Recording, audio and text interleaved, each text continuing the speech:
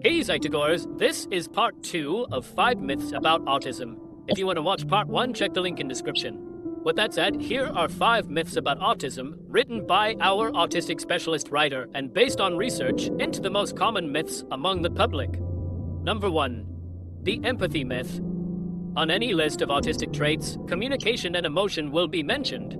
Unfortunately, early researchers only saw the most extreme cases and got the wrong idea about the seemingly flat tone of voice and facial expressions. This led to continued misunderstandings about how autistic people feel empathy. Research shows that empathy actually has 2 components. Cognitive empathy is the ability to understand another person's thoughts, desires, and beliefs. And effective empathy is the drive to respond to another person's emotional state. On average, autistic people demonstrate a lower cognitive empathy than control groups, but the effective empathy is the same. In other words, autistic people always care about what you're feeling, but they don't always recognize what emotion you're feeling or why. The link between emotional feelings and emotional expressions can be disconnected in autistic people. So, when they do respond to another person's emotions, the results can appear flat or unaffected on the outside. But be assured they're likely feeling a lot on the inside. Number 2. The behavior myth. Were you ever thrust into a completely unfamiliar setting as a child? The results can be stressful for anyone, and autistic people are no exception. A lack of understanding about autistic stress response has led to continued misconceptions about what these behaviors really mean.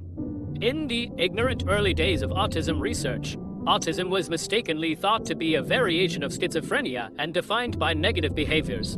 Some people can be anxious about unfamiliar behaviors and demonize what they don't understand. We now understand that autistic people are likely to have other conditions like sleep problems, the anxiety and depression, to be overwhelmed by their surroundings, or to have difficulties communicating their wants and needs. This leads to constant stress and frustration, which can manifest in unhealthy and unpredictable ways. Don't be fooled. The real challenge of autism isn't the outward appearance of behaviors. It's the underlying friction between the individual and a stressful environment. Number 3. The friend myth. Making new friends can be tough, right? For those who find it really tough, there can be a temptation to just give up. This kind of social isolation can give off a misleading impression that's out of tune with their real desires. The misconception that autistic people don't want friends has led to self-fulfilling prophecies where other people don't reach out to autistic people because they assume it will be unwanted. In reality, many autistic people desire social relationships. They find it challenging to maintain stable, high-quality friendships.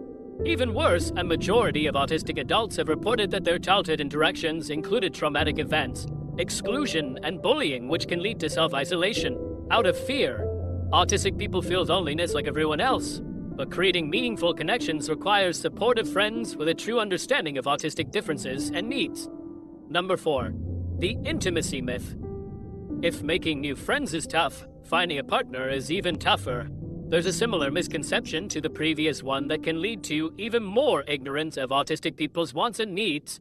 The misconception that autistic people aren't interested in intimate relationships is another form of a self-fulfilling prophecy. Unfortunately, some parents of autistic children who face daily challenges can be anxious about the future and be in denial that they will become adults with even more challenges. They can deliberately ignore any possibility of intimate relationships as a way of insisting that they'll be children eternally.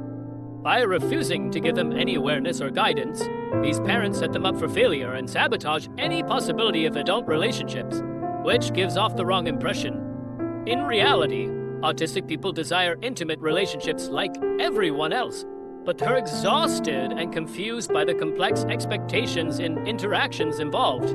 The uncertainties can be overwhelming and can also lead to withdrawal and self-isolation. And number 5, the life trajectory myth. Charities aimed at helping autistic individuals often emphasize the most sympathetic cases. While this practice is well-intentioned, it can lead to some people getting the wrong idea. If I asked you to picture the typical autistic person in your mind, what kind of person do you envision? Is it a young child? Although children can be autistic, there's a false impression that only children can be autistic, which leads to the misconception that autism can be outgrown. This false impression is caused by the availability heuristic. mental shortcut where people think that more memorable cases are more typical or important. In reality, autism can be found across the entire lifespan, but adult cases are not publicized as often as childhood cases. This affects funding and adds to the challenges of autistic people growing up, as they often become ineligible for support services once they become legal adults. But even when support goes away, autism doesn't, as it's a core part of a person's being. So there you have it, 10 myths about autism. The next time you see a claim about autism, pause for a second, reflect on whether it might be a misconception before deciding to accept it or not. Even better, like and share this video to help spread correct and respectful knowledge about autism in society. Research shows that pre-bunking misinformation is more effective than debunking it, meaning that it's best to spread corrections throughout the public before the misconceptions reach them. And you can help us with that. Thanks so much for watching, and we'll see you next time.